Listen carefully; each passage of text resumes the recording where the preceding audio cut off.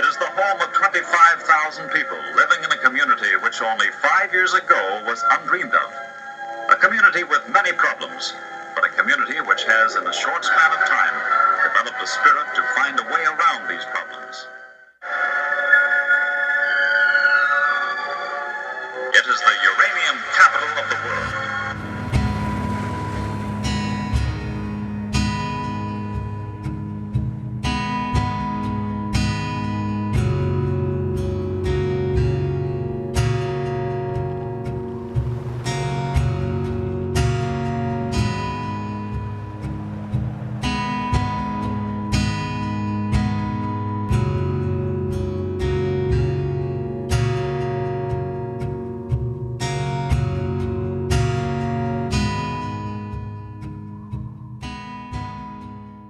You know, everything was atomic or nuclear. Like we had a nuclear figure skating club, and we had a uranium festival. You know, everything was atomic this or nuclear that, or atoms, you know, the atoms. And they would always say Elliott Lake is the uranium capital of the world. And as you came into town, they had a great big atom at the entrance to the town with a plaque that said, "Welcome to the uranium capital of the world." But interestingly, that is an experience that is shared by many communities that mined uranium.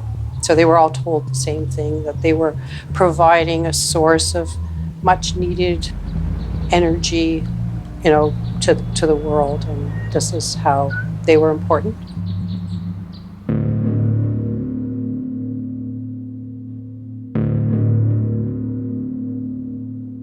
My name is Lorraine Breckmans, and I am a small business owner, and I'm the Indigenous Affairs Critic for the Green Party of Canada.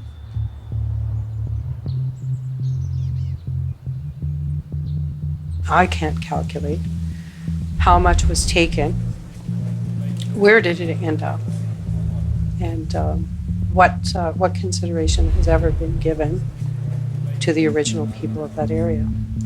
Because Elliott Lake at one time was an Indian village. So the site of the first lumber mill that existed, it predates the mines, was built on the site of a Indigenous settlement. And the petroglyphs are there. At Rooster Rock.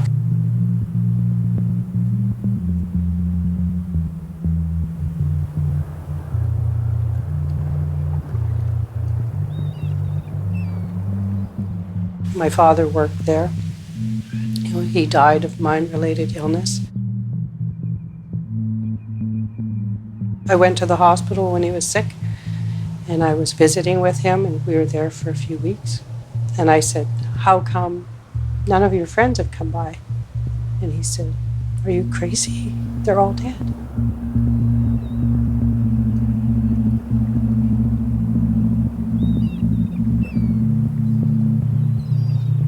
You know, when my father was sick, I was left to care for my father because my mother had suffered a brain tumor. So, you know, the illness seems like it's compounded. There at one time there was a discussion about how many people in Elliott Lake had brain tumors. And there was, again, you can't make a case because you had no baseline information. And you have to wonder what is the health impact of being exposed to radioactive tailings that are blowing around in the wind.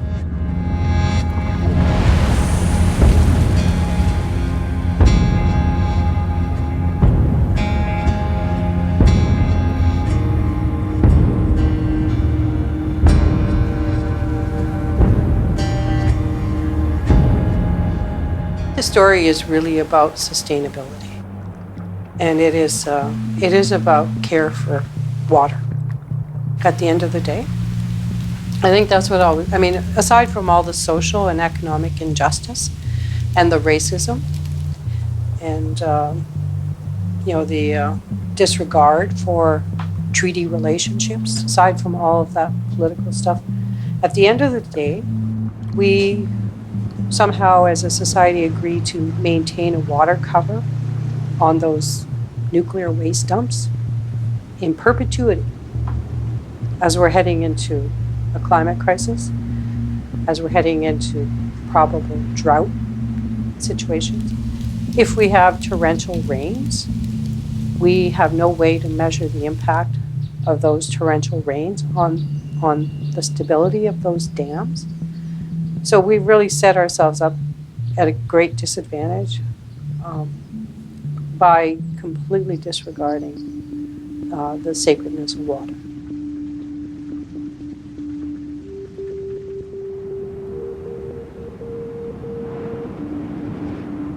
You know, when I talked to some of the elders at Serpent River, one woman told me that she was invited up there in the 1950s when they were just dumping untreated effluent into the water system.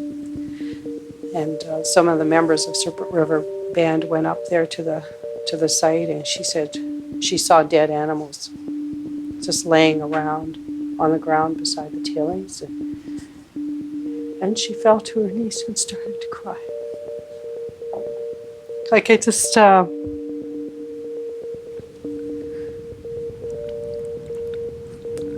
know, it's just a cultural affront because Indigenous people are kindred with the ecosystem. It's such a contrast. It's just a different world.